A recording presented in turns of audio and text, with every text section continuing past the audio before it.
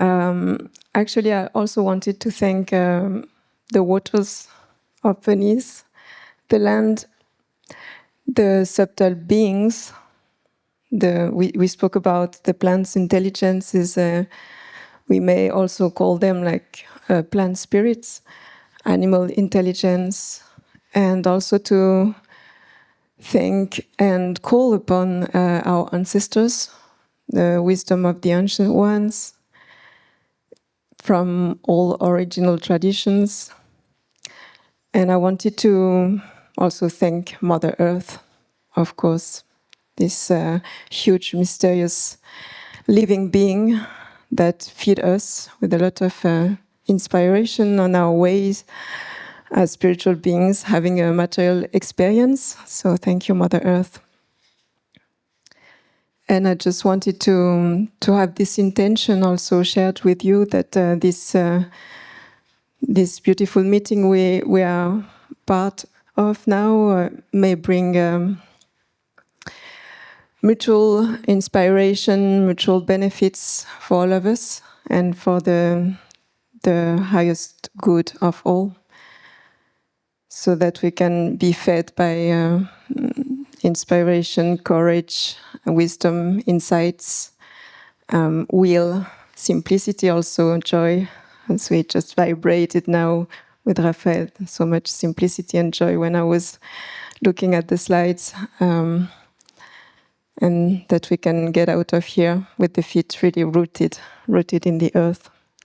So just took this little minute to share these words with you, so that you can also enter in the vibration of what it is to be melt with indigenous communities and peoples. Yeah, this is a huge topic, actually.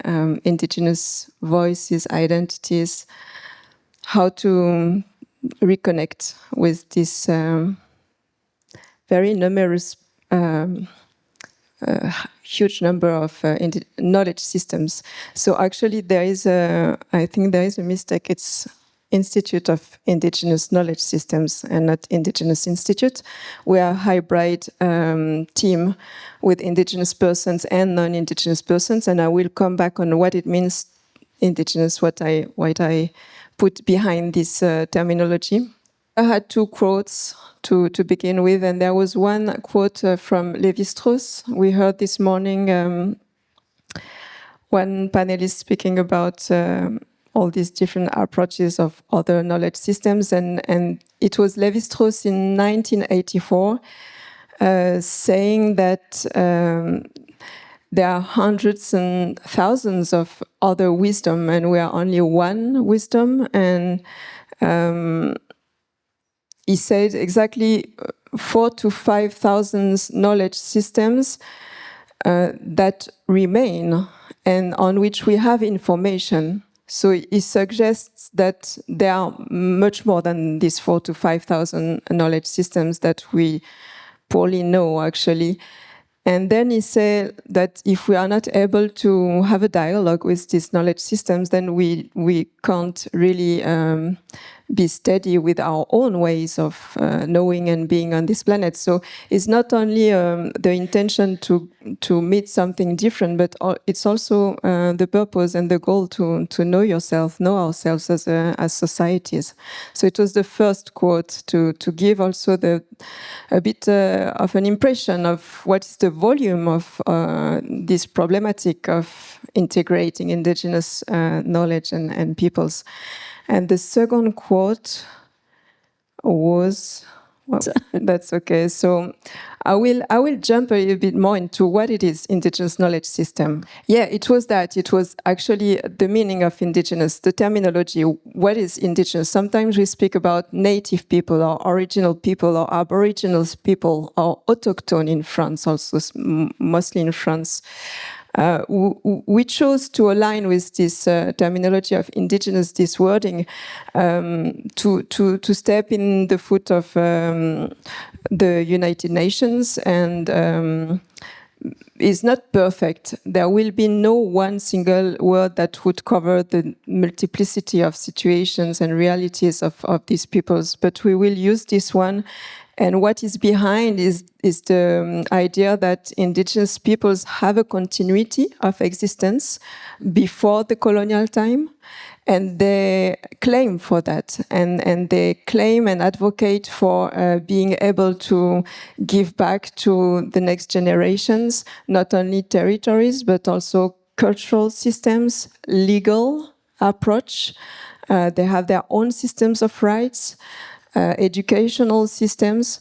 So it's a whole system for them, what it means to be indigenous. And if we take only one element, we probably miss the point.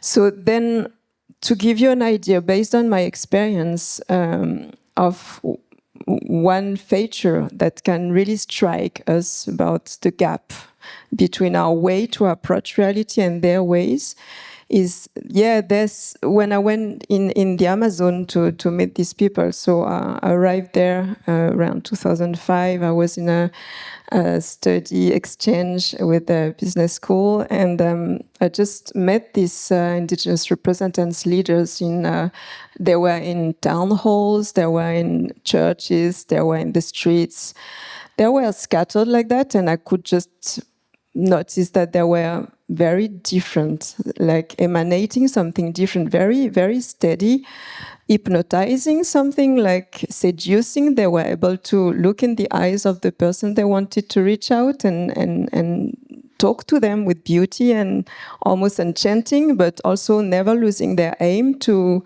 advocate for their territorial rights.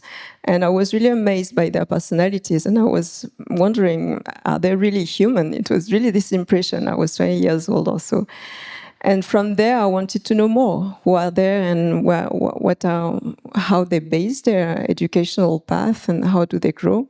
So it began a long journey. It was many months to be able to find the right village, the right family that would host me, that would acknowledge me, and then many years actually to not only being able to stay and sit with the family, children and women, but also to be able to go into the forest, the jungle, receive some spiritual teachings, staying alone for long periods, and isolation, and having access to what I call these systems of knowledge and methodologies, actually, and approaches of producing an understanding and a way to address problems in every aspect of life.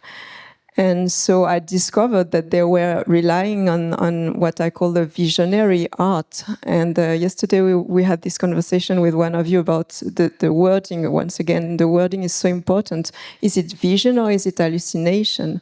And I remember when I had this conversation with you, that a few years ago in Northern America, I think it was in the US, there was a court case about this wording, and some indigenous elders from North America claiming that it's not okay for them to use this word of hallucination, that it is not the reality for them, that hallucination is something that has nothing to do with reality, that has no ground, actually, that is not interconnected. And for them, when they enter in this expansion of consciousness, and they're really plugged with their intuition and their inner voice, and it can be through dreams, it can be through sleeping, it can be through trance states with the drums, it can be through a long night of dance. There are many, many ways, many practices. It can be through deep breath, actually, also. When they access this intuition, and most often it's also come through visions or sound, but then sound and vision can be also very united. Actually, they go beyond that. It's just one vibration. It's real, and it's so real that they can base their decisions, like political, economic decisions, on that. Meaning that when I arrived there, one of the first journey I did there, they went on in the area where they're buried, their shamans, their elders, and they just stood there and they spoke loudly, and I was really amazed, and I was staying very quiet, like I could not move. It was impressive, and they were just speaking as if their ancestors were there, and they were asking, is this lady allowed to stay with us, and what shall we do about her? And they receive an answer, and they based my integration upon what they channel, what they sense, what they felt at this moment. And I have many examples of the kind on how they can orientate the whole destiny of their family, tribe, collective upon this, what we call non-scientific understanding of reality. So you see the gap. This is what I mean by this epistemic gap, like the way they produce their knowledge. Another example of a really visionary approach they have for healing. When they want to heal diseased bodies in the Honeyqueen, for instance, or the Shipibo tribes, they can visualize patterns. Like now we know the name mandala. We've heard about mandala in India. So it's that kind of, or we mentioned about geometry yesterday with Nassim. It's almost like a source code. It's almost like underlying imprint of perfection that is everywhere and below everything and underlying and also interpenetrating everything. And it's a field. And they can channel that and then visualize it on the bodies that they want to heal. And we have experiences in the Amazon. There is, for instance, this clinic of a French doctor called Jacques Mabit that have a lot of reports of what kind of effects it has on different, not only mental diseases, but also sometimes really in the biology, physical bodies. So this is a way they have to address reality through this visionary art. And then I wanted to jump into the earth stewardship. Yeah, okay. So because you said there are earth guardians, what does it mean? Is it only, I mean, it's already huge, but we have in mind that they can know a lot of plants. You mentioned the pharmacopée, like thousands of plants, and the way to combine certain plants that also let scientists amaze. How did they find that these both plants together can produce these effects? Yeah, and then it makes me also think about the corgis that went to France in La Drôme with Eric Julien to make a diagnosis of territories. Very interesting feedback, and he tried to make these corgis meet scientists from Europe. So I think we should do that also here, you know, for Venice and for healthcare systems and for many things we could create and duplicate this model of approaching a diagnosis of systems. And what came is that these corgis could have a really refined sensibility of the quality of waters, where there were waters, the age of the stones. They could date precisely some age of the stone, of some stones. Then they went to check the stars, and then they know about stars that can't be seen, and they checked that with some astronomers, and it was confirmed that they had this knowledge. So it's all about, I mean, it can't be confined to the territories, and they are very aware that like today is not a moment just to protect our territories, the whole planet. When I arrived there, they said to me, go back to your country, you know, it's there that they destroyed the whole planet, so we don't want you to stay with us, so go back there. So they have this understanding that every part is important. And we had this message yesterday, every one of us shall find what we have to do. So, and every part is blessed also. to be fed by a system of relationships. So it's a lot about relationships and reciprocity and mutual benefits of all parties. And they did that in their trade system. In the America, there were many trade routes to exchange a lot of products. Before, they had also a whole system of ancient ecocides that is also probably something very important for us to watch today, how to protect certain specific, what we could have like a chakra or a nervous system or telluric point, very specific on the planet, that when you treat this one, like with the water, we know that if we take care of one pool, then the whole water will be benefiting from that.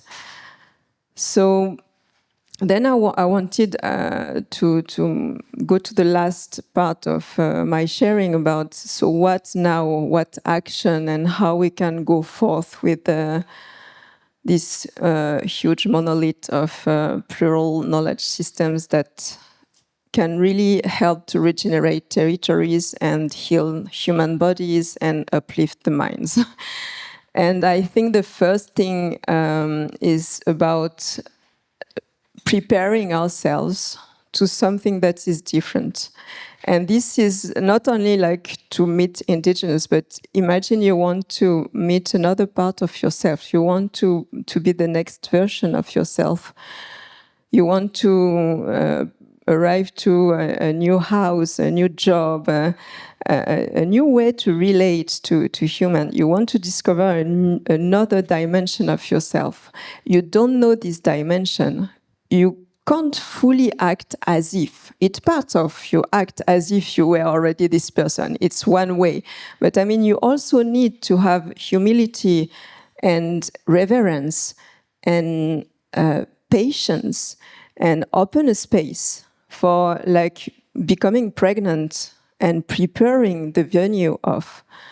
So I would say we can't ask indigenous people, and I worked a lot on that with the first years of our NGO in France. It was a lot about explaining that you can't have these indigenous leaders coming and telling you all the, all the molecules you need to use to treat this schizophrenia and all these mental diseases. It's not like that it will work. It's about opening new ways of collaborating in between different systems of knowledge. And for this, we need like shamans. They need to empty their cup to receive new information.